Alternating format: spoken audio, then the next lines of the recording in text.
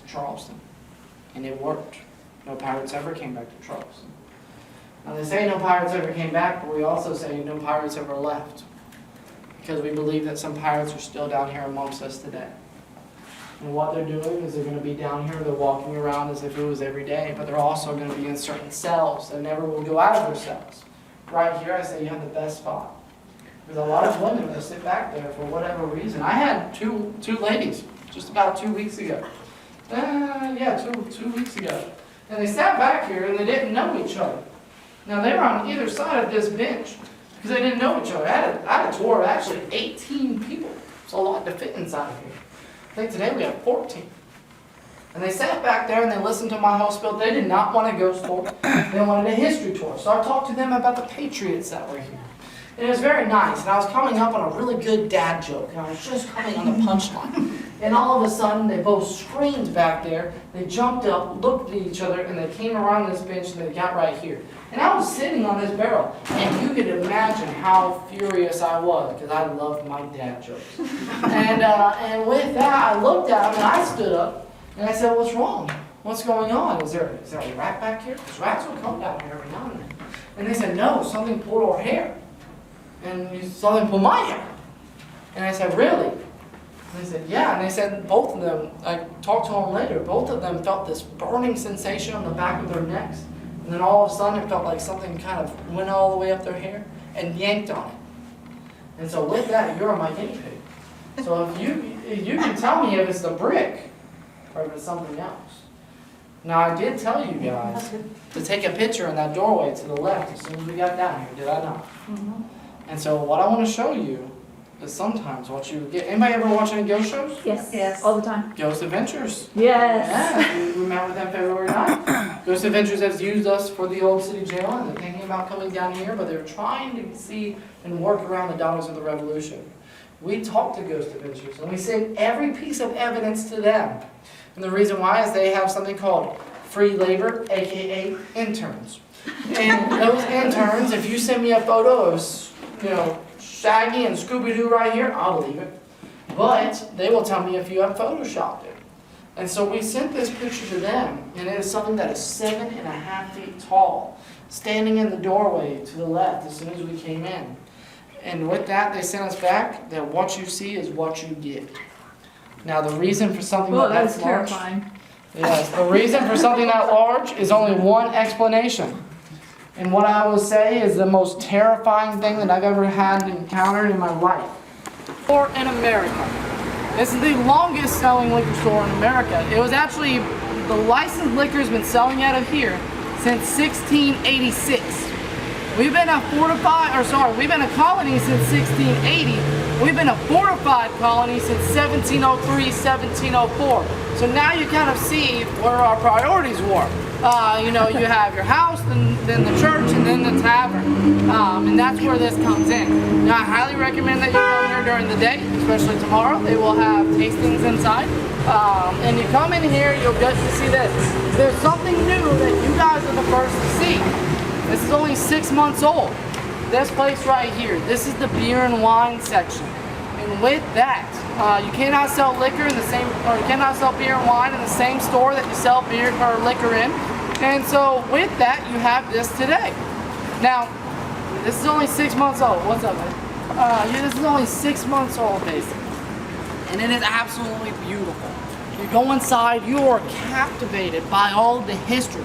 I mean, where they go and ring people up, they have an 1888 workbench that's underneath the register. They have, where they're holding beer on the side, they have a shelving that's from the Library of Congress. Then it went to Harvard and now it has a new life here. They have a $12,000 bottle of champagne that's over here. If anybody wants it, let me know and I'll pay extra attention to you. And anybody ever go to Catholic school? Okay, I got a few. Anybody do confessionals today? No? Well, this will give you nightmares. Because they actually have a confessional over here that they brought over from Italy from the 19th century, so the 1800s. And you can sit in there and enjoy a beverage and confess your sins for this, or confess your sins for what you're going to do. But it is a great place for local beer, or craft beer, and local wines. But what I want to tell you is about the cellars that are underneath. There are cellars underneath our feet. Every single place that you see a little air vent is where the cellars are. And they go out into the street. Now with that, I will tell you that the only time bodies were kept underneath of there was actually during the year of 1850. 1850, we had the Great Plague of Charleston, which took a third of our population, exactly like the Great Plague that you see in Europe. And with that, you had death carts, death bells, and mass burial pits. You paid to be in a mass burial pit. You four right here, I'll say that you're a household. Usually a household was like 8 to 10, but I'll say you four are a household, okay? Now, if they're a household and you got sick, you guys didn't want to get sick, you would leave. You would dip out. You'd be like, hope you get well, see you later. But if you didn't give anybody money before, you just told them that they were sick and hopefully they get better, and they died, they weren't put into a mass burial pit. Now the law here in Charleston was that if that happened, they would have to wrap you in a shroud and put you in a cellar. This is the largest cellar of all of Charleston. And with that, you only had about 67 or 69 people in the newspaper said that they were down here. And the law was that you could only be down there for 6 years without being buried. They put you down there because it's way cooler down there than it is up here. We have the humidity and everything, but it's way cooler down there.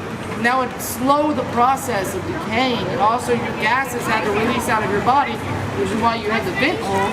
And with that, that's because that is way before embalming. Embalming became the thing after the Civil War. Now I will tell you that if your family did not come back after 6 years, to come and pay for you or come to get you, the law was that they had to dig a shallow grave and put you there. You come here today, talk to Manny. Manny is the owner of the building, or sorry, the owner of the business, and he is in there today. And Manny will tell you that they are doing archaeological discoveries, archaeological research and recovery. And they have actually found a jawbone with teeth in it. And I have seen it. And it looks exactly what you would think like in the movies. Like a real jawbone of a person with teeth in it. And the teeth weren't the best. But they have found that, so there's parts of these tunnels and parts of these cellars that you are not allowed to go to. And I've been down here. Now I will tell you one thing, that the tunnels are real from Prohibition as well. Prohibition was a big thing here in Charleston, but it was not illegal to have alcohol or even to drink it. It was illegal to sell it. So you had to give away all of your old stuff. This place was a barber shop during Prohibition. There was a lot of bald guys coming to get their hair cut at this barber shop. And all the tunnels go this way towards Elliott Street. We had all of our bars and other fun stuff that we had all on Elliott Street, and that's where the larger shipments of alcohol. So that's a few things about this. Phone tower is. I will tell you that that's not 100% accurate. Anybody know what the Citadel is, or military college in the city of Charleston? Yep. The Citadel is actually responsible for the first shots of the Civil War. They fired upon an unarmed ship. So we can always thank the Citadel. Now, one other thing, right across the harbor, right across the river, that is actually the Yorktown CV-10. Yorktown actually was in 3 different wars. Now she is an Essex class carrier and she was in World War II, Korea, and Vietnam. Now, she is the CV-10. Please do not confuse her with the CV-5 that was at the Battle of Midway, but she is named after the CV-5 to further confuse the Japanese. Now, she is called by the Japanese the ship that would not die, and she really was. Now, with that, she has 141 deaths upon her ship, which is great for an Essex class carrier in 3 different wars. But you all can go on there on a tour. Also, we have a paranormal investigation tomorrow on that ship to go into the depths of the ship where nobody else gets to go. The lights are totally off. No other tour, no other admission gets you inside of there except for our investigation. The paint is peeling off the walls. You look underneath the bunks and you'll see writing. And you'll see notes from one sailor to the another, and it's usually going to be from Vietnam era. That's what Charleston looks like. That's all of Charleston. Charleston was this. Now if you plunge down into this, you'll be about waist deep in something called bluff mud, and it smells just as bad as I do. But it's actually low tide right now. It's actually mid tide. High tide is about a foot away from here. Kind of like how the battery is. But this all right here is what Charleston used to look like before we did landfill. Charleston is 40% landfill, and what we filled that land in with is all of our problems. Sewage, trash, the bodies of dead slaves and poor people. That's what 40% of Charleston is. And with that, you would put timber on top of that. That's all biodegradable. That's why we have horrible roads and sidewalks. And then you would put crushed oyster shells and a lot of sand. That was perfect for building on top of the dock. And that's what all of this is built on top of. Now this was put in the 70s, and the reason why is because of a man named Joe Riley Jr. Joe Riley Jr. was our brand new mayor, and he came in after in the late 60s, we had a homicide rate 4 times out of New York City, 2 times out of Chicago. And so with that, he came in, and he went ahead and he cleaned up our city streets. He went ahead and cleaned out our city officials and the corrupt police force. And he made a whole brand new one. Now, he made this park, and he also made the pineapple fountain. The pineapple fountain is a symbol of hospitality. And so he wanted us to have a brand new face. And he also gave us back the name, the Holy City. That is not because of our steeples. That's because we had religious freedom. In the late 1600s, people would come here for religious freedom because you were allowed to worship anything you wanted. You just couldn't call it a church unless you were Catholic. You weren't allowed to come here if you were Catholic. I heard about that. I'm sorry, but it was too close to people that were not our allies.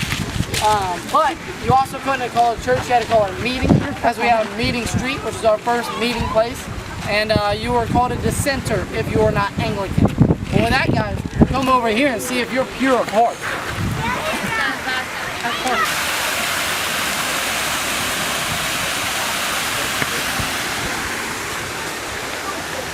I wish. I mean, it could be.